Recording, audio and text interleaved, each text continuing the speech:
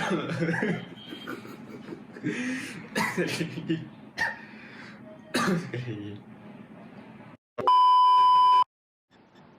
guys, welcome back to the channel. Hari ni aku nak review another product from Realme, which is the Realme Buds Q. Baloi ke benda ni untuk korang beli? Let's find out.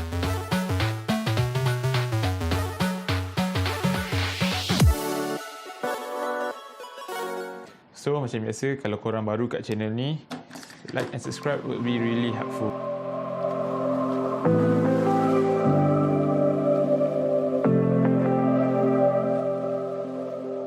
First and foremost, total berat untuk Realme Buds Q ni total around 35.3 grams.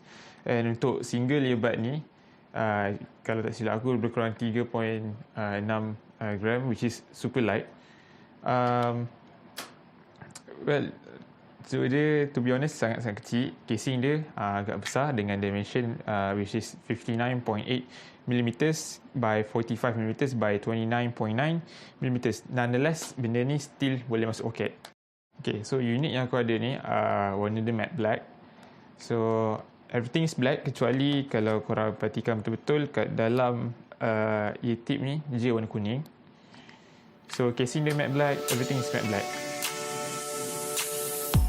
So apa aku paling suka pasal earbud ni, size earbud dia cun-cun telinga aku. So dia tak pop out atau nampak awkward macam aku punya EDIFIER. Okay, so size yang kecil and juga berat yang ringan buatkan benda ni bila pakai dalam jangka masa yang lama buat selesa dan tak ganggu langsung. So Realme Buds Q ni dia guna Bluetooth 5.0 which is super low latency and quick connect dan juga tak makan bateri. Untuk pairing pun setakat ni aku guna tak ada masalah. Just click connect on apa-apa device yang korang nak connectkan benda ni and you're good to go. As far as apa aku tahu, Realme Buds Q ni tak support both fast pair on Android and quick connect yang available kat Apple devices. Even dulu yang input 12 pun ada quick connect, tapi tu lah benda tu RM18 je. Nevertheless, one spare Realme Buds Q ni senang gila untuk reconnect kalau obviously kalau korang offkan Bluetooth atau apa-apa. So Realme Buds Q ni ada gaming mode. Diorang claim boleh kurangkan latency up to 190 milliseconds. Not a gamer myself, but I appreciate it existing dalam benda ni. So dari experience aku, tengok movie ataupun do a little bit like gaming, tak ada masalah, tak ada lag ke apa. So it's pretty good. So Realme Buds Q ni ada Capacitive Touchpad, so no buttons to click on either side of the earbuds. Tapi I don't know mana salah dorang masa dorang buat benda ni. Touchpad dia ni macam tak ada function.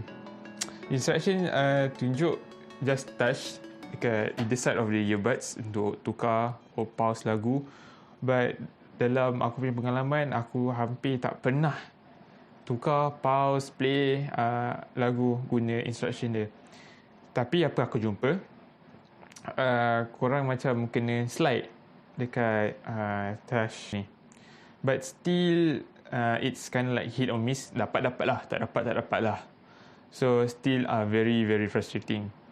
So cuba komen kalau korang pun ada masalah sama macam aku.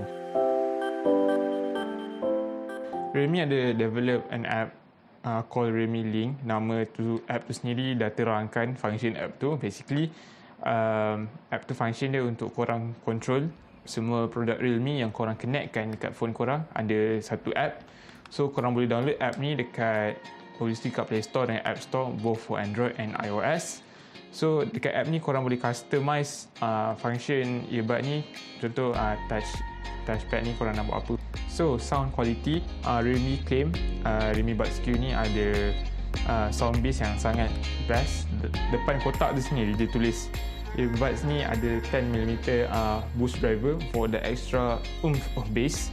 Honestly it's quite good, not excessive but flavorful. So kalau korang dengar lagu yang heavy on bass, guna Realme Buds Q ni memang shock experience dia sangat-sangat seronok. sangat-sangat best. Bunyi dia pun at maximum volume, tak pecah, which is really good.